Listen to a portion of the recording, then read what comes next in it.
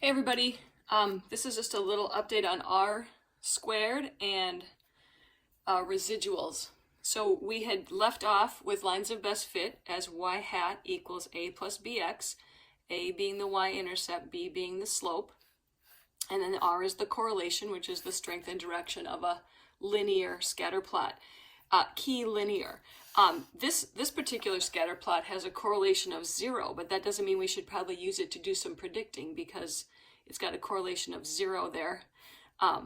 Anyway, that's just a review. So R squared, what is R squared? So in your homework, you're going to see the words, it's going to say R squared. Coefficient of determination is the name of R squared.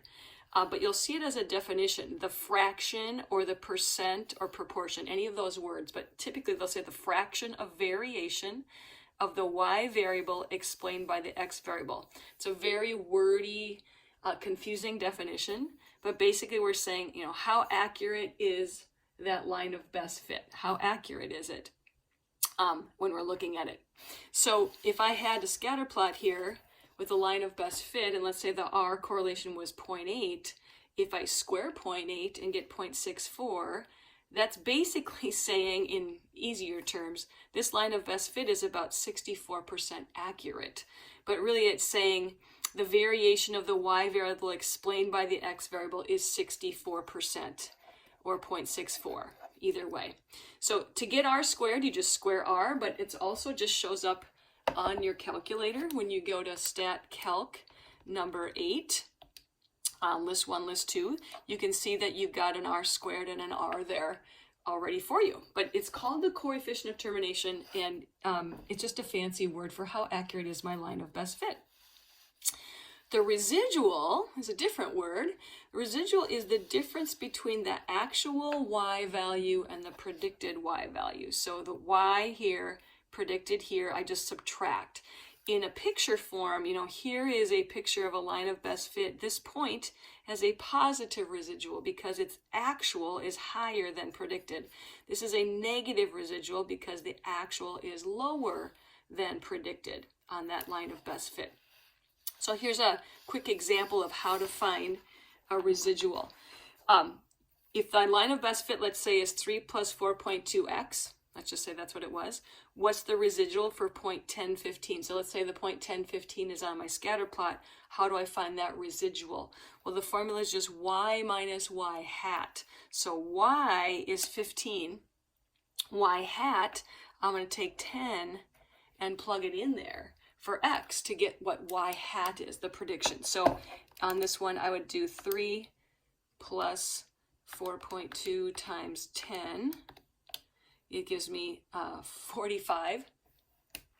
Okay, so the actual y is 15, the predicted y is 45, so that residual is pretty big, negative 30.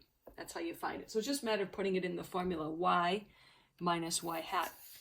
If I go back to the problem we did last week, remember we used this example with percent seniors taking the SAT and their average score, and we did a scatter plot with that. We did all kinds of stuff. So now to go back to what we just learned, if these are my stats that I got, what's R squared?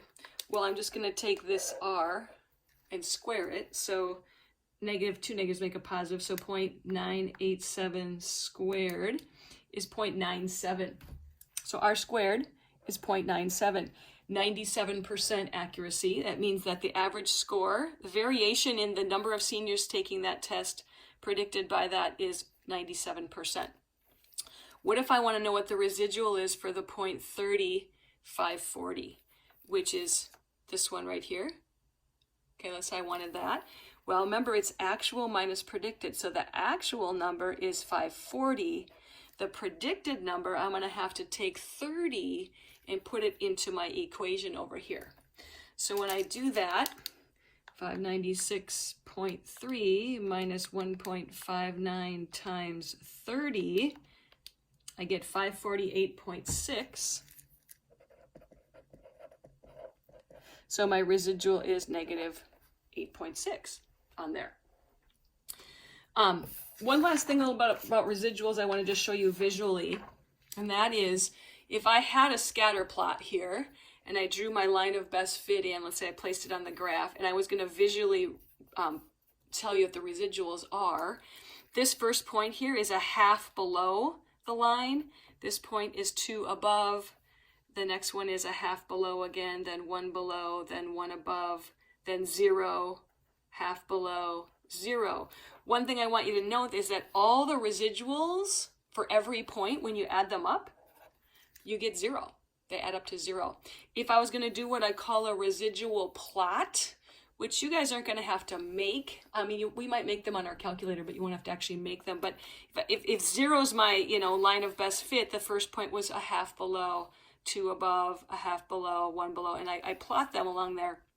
What we want to see is we want to see random scatter. When we see that, which we do here, random scatter means it's a good linear model.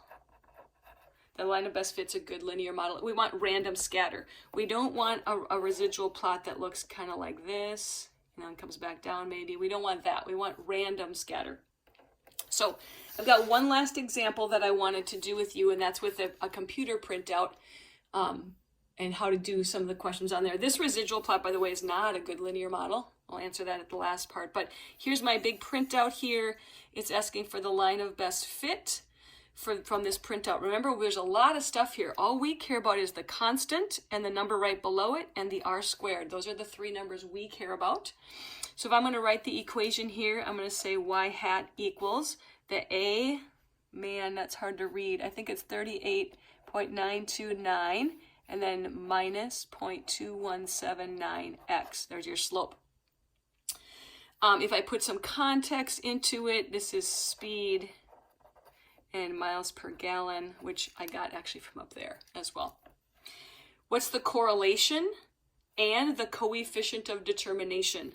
The correlation is r. This fancy word is just r squared. R squared is right here written as a percent. Maybe I'll write it as a decimal this time, but there it is. Not very accurate. The line of best fit is not very accurate. What's r squared? What's r? I just need to take the square root of 0.387 to get the r. 0.622 is what r is on there. What's the predicted miles per gallon at 30 miles per hour? I'm just going to take 30 and plug it into there to get that one.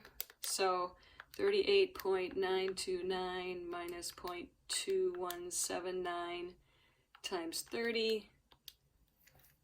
That's 32.39. That's the predicted. Here's a little tricky question here. What was the actual miles per gallon? We don't have any lists of data. How are we going to get the actual? Well, we're going to use that residual formula. Remember, the residual formula is y minus y hat equals resid. Okay. In the picture, I can tell you what the resid is, though, for 30. Here's 30. This distance here is the resid. I'm going to guess that to be, I don't know, like 3, because this goes from 0 to 10. So 3 equals actual minus predicted from the problem above. And then I just did a little algebra. So the actual is going to be 35.39. Move that over. Tough question. And then what does the residual plot tell you about the appropriateness of a linear model? We don't, this is not a good linear model because we want random scatter, and we definitely don't have random scatter. So that's it for r squared and residuals. R squared is just the percent accuracy on the line of best fit, and the residual is the actual minus predicted.